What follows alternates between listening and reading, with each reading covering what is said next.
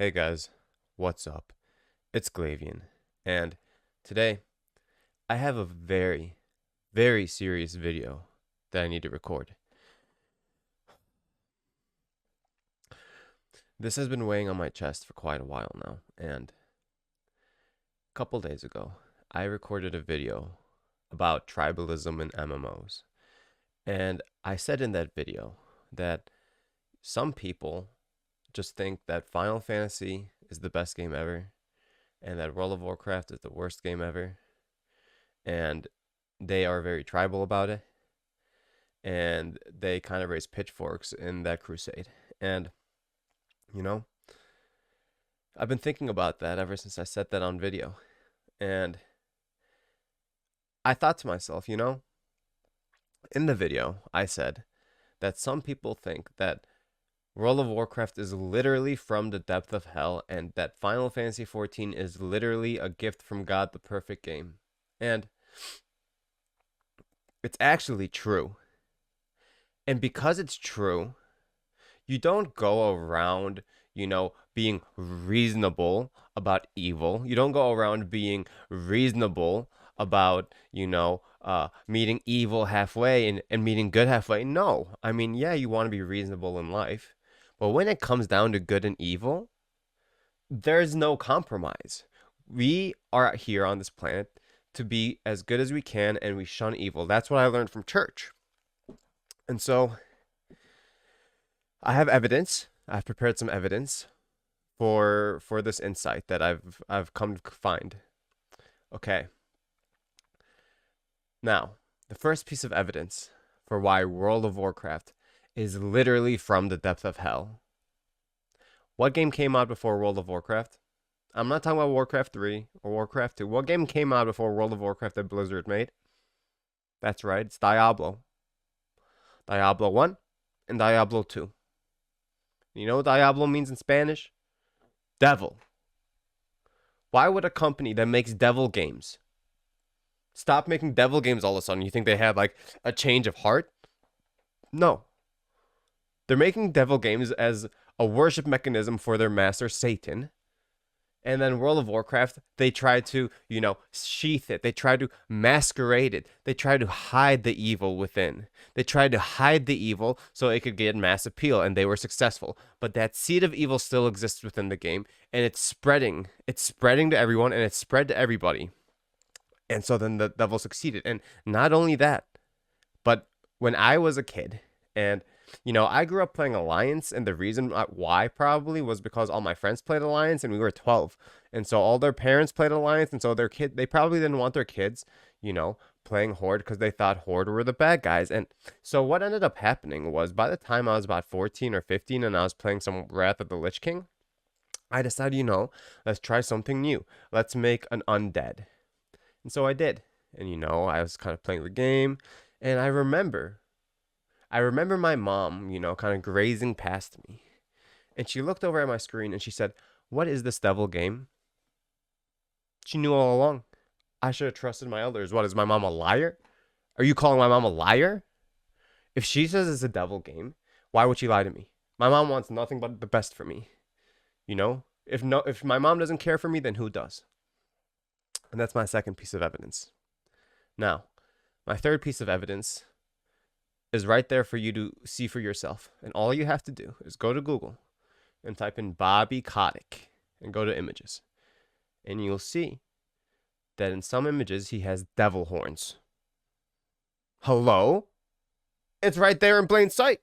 It's right there. All you have to do is go to Google, go to images, and you see the literal CEO of what was Activision Blizzard with devil horns. They just show you his true form, and we're just too blind to see it. Now, I also have evidence for why Final Fantasy XIV is literally a gift from God. First, there's a rumor. There's a rumor going around that Yoshi P is a primal. What is a primal if not a god? And Yoshi P talked about this, and he said, I'm not a primal. Of course he's not going to show you his true primal form. Why would he do that? How many science experiments they'd run on him if they seized him and figured out? Of course he's not going to say it. Doesn't mean it's not true. And why would it be a rumor if it's not true? Like, he's obviously a primal. A primal is a god. And so then that would make Final Fantasy XIV literally a gift from God. First piece of evidence. Second piece of evidence. Where does Final Fantasy XIV come from? Japan. You know what else comes from Japan? Sushi, tentacle porn, anime, literally every Mario game, Zelda Breath of the Wild, literally every Zelda game, manga. These people don't miss. They don't miss. Super, super attractive people. Super smart people.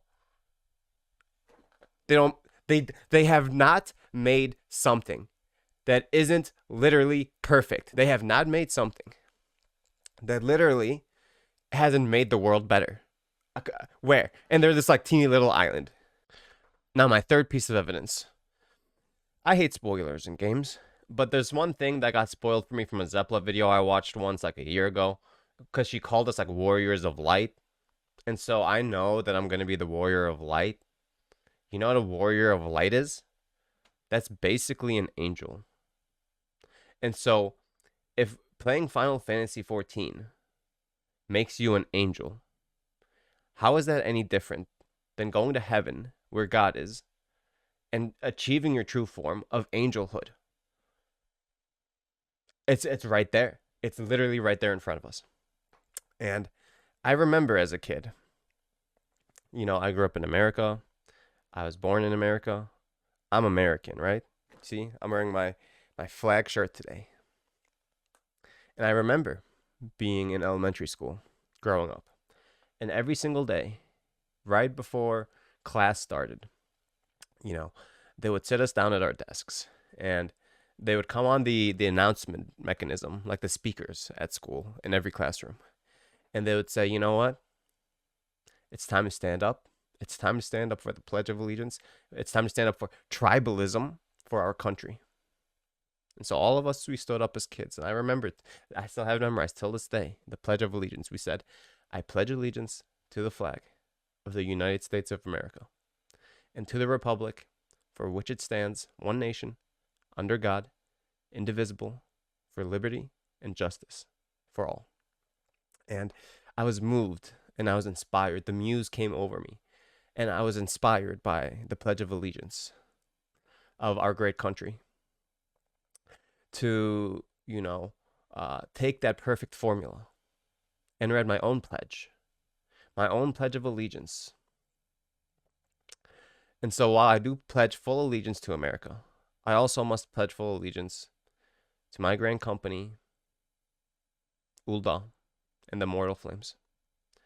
And so I'll end off this video with my pledge. Sorry, I'm getting a little teary.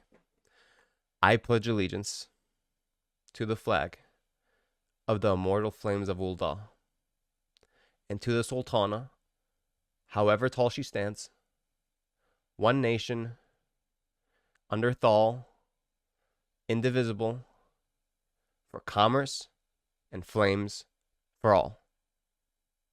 Thank you.